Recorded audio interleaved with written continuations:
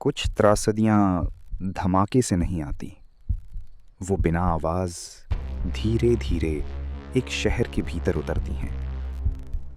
2 दिसंबर 1984 की रात भोपाल सो रहा था। खिड़कियां बंद थीं, गलियां शांत थीं और लोग अगले दिन की तैयारी में थे। लेकिन उसी रात एक कारखाने के भीतर कुछ ऐसा हुआ जिसने मिनटों में तय कर दिया कि हजारों जिंदगियां अब पहले जैसी नहीं रहेंगी। ये कहानी है भोपाल गैस त्रासदी की। वो रात जब शहर सोया और जहर जाग गया। भोपाल 1984 में एक बढ़ता हुआ शहर था। लोग काम पर जाते, बच्चे स्कूल, बाजारों में चहल पहल, एक साधारण शहर की साधारण धड़कन। और इसी शहर के भीतर यूनियन कार्बाइड इंडिया लिमिटेड का एक औद्योगिक संयंत्र था। उस समय बहुत लोगों के लिए वो फैक्ट्री रोजगार और उद्योग का संकेत थी। किसी को अंदाजा नहीं था कि एक रात वही जगह भारत के इतिहास की सबसे बड़ी औद्योगिक आपदा का नाम बन जाएगी। इस संयंत्र में एक रसायन था, MIC, मिथाइल आइसोसाइनेट, जो बेहद प्रतिक्रियाशील और खतरनाक माना जाता है। औद्योगिक दुनिया में ऐसे रसायन सिस्टम और सेफ्टी पर चलते हैं, यानी नियम, रखरखाव और कई स्तर की सुरक्षा। पर किसी भी सिस्टम की सबसे बड़ी कमजोरी क्या होती है? वो यही कि सुरक्षा जिंदा रखनी पड़ती है। और जैसे ही सुरक्षा को खर्च समझा जाने लगे, तब दुर्घटना सिर्फ समय का सवाल बन जाती है। इस वीडियो में हम किसी को एक लाइन में दोषी नहीं ठहराने जा रहे। हम उस रात की टाइमलाइन, जांचों में सामने आए सिस्टम फेलियर और उसके बाद की जवाबदेही की कहानी देखेंगे। क्योंकि भोपाल सिर्फ एक हादसा नहीं, भोपाल एक चेतावनी है कि जब नियम टूटते। और फिर गैस शहर की तरफ बढ़ती गई। वो हवा के साथ फैलती है, शांत, बेरहम और अदृश्य। लोगों की नींद टूटी, आंखों में जलन, सांस में तकलीफ, खांसी और घबराहट। कई लोग समझ ही नहीं पाए कि ये क्या है। कुछ भागे, कुछ दरवाजे बंद करने लगे, कुछ अपने बच्चों को उठाकर बाहर निकल पड़े। ये वो पल था जब रात एक साथ हजारों घरों में टूट पड़ी। त्रासदी का सबसे भयावह हिस्सा क्या होता है?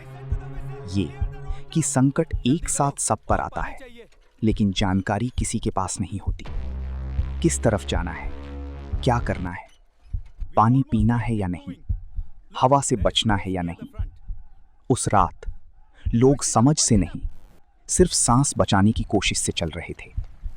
और जब पूरा शहर एक साथ भागता है, तो सड़कें भी छोटी पड़ जाती हैं। अब लौटते हैं 2 दिसंबर 1984 की रात पर। कुछ रिपोर्ट्स और जांचों के मुताबिक देर रात के आसपास MIC के एक स्टोरेज टैंक में अवांछित रिएक्शन शुरू हुआ। कई खातों में ये बात सामने आती है कि टैंक के भीतर परिस्थितियां बिगड़ती गईं, दबाव बढ़ा, तापमान बढ़ा और फिर वो चीज हुई जो किसी औद्योगिक प्लांट में सबसे खतरनाक होती है, कंट्रोल का खो जाना। उस रात जब गैस बाहर निकलने लगी, अक्सर लोग यही पूछते हैं, अलार्म क्यों नहीं बचा पाया? और यही सवाल हमें सिस्टम की परतों तक ले जाता है। कई रिपोर्ट्स में ये चर्चा मिलती है कि सेफ्टी सिस्टम्स, मेंटेनेंस और ऑपरेशनल तैयारियों में खामियां थीं। कहीं उपकरण अपेक्षित हालत में नहीं थे, कहीं प्रक्रियाएं कमजोर थीं। और किसी भी औद्योगिक दुर्घटना में ये सारी कमजोरियां मिलकर एक छोटी गलती को महाविनाश बना दी। कुछ ही समय में अस्पतालों पर दबाव टूट पड़ा।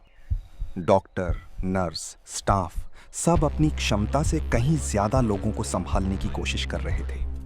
और सबसे बड़ी मुश्किल, बहुत जगहों पर शुरुआती घंटों में ये स्पष्ट नहीं था कि कौन सी गैस है, असर क्या है और इलाज का सही प्रोटोकॉल क्या होना चाहिए।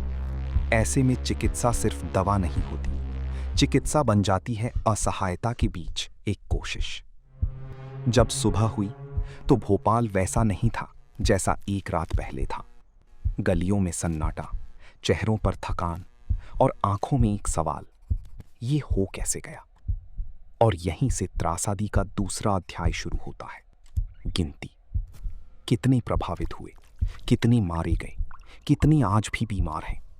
ये आंकड़े समय के साथ बहस का विषय रहे हैं, लेकिन एक बात निर्विवाद है, ये नुकसान एक दिन का नहीं था, ये नुकसान पीढ़ियों तक गया। अब आते हैं उस सवाल पर जो हर बड़ी आपदा के बाद उठता है, कारण क्या थे? जांचों और सार्वजनिक दस्तावेजों में कई बातें सामने आती हैं।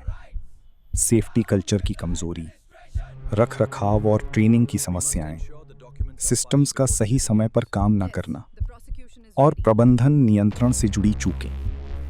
ऐसी घटनाएं अक्सर एक बटन दबने से नहीं होती, वो सालों में बनती हैं, जब छोटे छोटे समझौते बड़े जोखिम में बदलते जाते हैं। और फिर शुरू हुआ जवाबदेही का लंबा रास्ता। कानूनी केस, जांच, आरोप प्रत्यारोप और वो सवाल जो आज तक जीवित है, किसने क्या जिम्मेदारी निभाई और किसने क्या नहीं। भारत में केस चले, अंतर्राष्ट्रीय स्तर पर चर्चाएं हुई और कंपनियों, सरकारों, सिस्टम सब पर नजर गई। पर कानून की प्रक्रिया अक्सर धीमी होती है और पीड़ितों की जिंदगी तेजी से बदल चुकी होती है। इस कहानी में एक बड़ा मोड़ आया जब 1989 में मुआवजे से जुड़ा एक समझौता, सेटलमेंट सामने आया। ये फैसला आज भी चर्चा में रहता है। कुछ लोगों ने इसे आवश्यक समाधान माना और कई लोगों ने इसे अपर्याप्त, असंतोषजनक कहा। लेकिन जो बात सबसे ज्यादा चुभती है वो ये कि पैसे का फैसला हो सकता है, नुकसान की भरपाई नहीं। भोपाल की त्रासदी सिर्फ उस रात तक सीमित नहीं रही। उसके बाद वर्षों तक स्वास्थ्य संबंधी समस्याएं, मानसिक आघात और सामाजिक आर्थिक संघर्ष सामने आते रहे। कई परिवारों की कमाई, भविष्य और सामान्य जीवन सब बदल गया और पर्यावरण व प्रदूषण से जुड़ी चिंताएं भी समय समय पर उठती रहीं कि फैक्ट्री साइट और आसपास का इलाका लंबे समय तक कैसे प्रभावित हुआ। समय आगे बढ़ा। 2010 में इस मामले में कुछ अभियुक्तों को लेकर भारतीय अदालत के फैसले और सजाओं की खबर आई। लेकिन कई लोगों के लिए ये भी अंत नहीं था, क्योंकि सवाल सिर्फ सजा का नहीं, पूरा न्याय और पूरा सच का था। और यही वजह है कि भोपाल आज भी एक चलती हुई कहानी जैसा लगता है, जिसमें एक अध्याय बंद होता है, दूसरा खुल जाता है। भोपाल हमें ये भी सिखाता है कि इंडस्ट्री का मतलब सिर्फ उत्पादन नहीं, इंडस्ट्री का मतलब जिम्मेदारी है। खतरनाक रसायन सिर्फ फैक्ट्री में नहीं रहते, उनका असर शहर की सांसों तक पहुंच सकता है। इसलिए नियम, निरीक्षण, आपातकालीन तैयारियां और सेफ्टी फर्स्ट संस्कृति, ये सब कागज पर नहीं, जमीन पर दिखने चाहिए। कल्पना कीजिए, आज भी उस शहर में, उसी मौसम में, उसी समय कई लोग उस रात को याद करते होंगे। कुछ के लिए वो तारीख सिर्फ कैलेंडर नहीं, वो एक याद है जो अचानक लौट आती है। और यही कारण है कि भोपाल सिर्फ इतिहास नहीं, भोपाल एक नैतिक सवाल है। जब सिस्टम फेल होता है तो इंसान की कीमत कौन चुकाए? भोपाल गैस त्रासदी की सबसे बड़ी सच्चाई ये है, कुछ घंटों में सब बदल गया और जवाबदेही की कहानी आज तक चलती है। ये कहानी हमें डराने के लिए नहीं, हमें जगाने के लिए याद रखी जानी चाहिए, क्योंकि अगर हम भूल गए तो सिस्टम फिर वैसी ही गलती करेगा और किसी और शहर की रात में फिर कोई और